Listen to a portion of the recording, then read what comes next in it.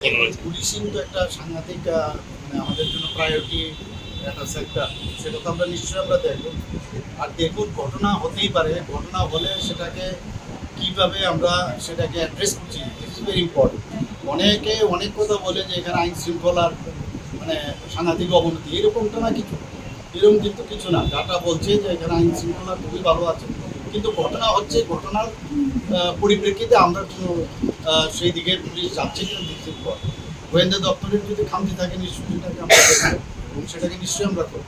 মানুষের নিরাপত্তা, পুলিশিং তো একটা সাংঘাতিক মানে আমাদের জন্য প্রায়োরিটি একটা সেক্টর, সেটা তো আমরা নিশ্চয়ই আমরা দেখব। আর দেখুন, ঘটনা হতেই পারে, ঘটনা হলে সেটাকে কিভাবে আমরা সেটাকে অ্যাড্রেস করছি, দিস ইজ ভেরি ইম্পর্টেন্ট।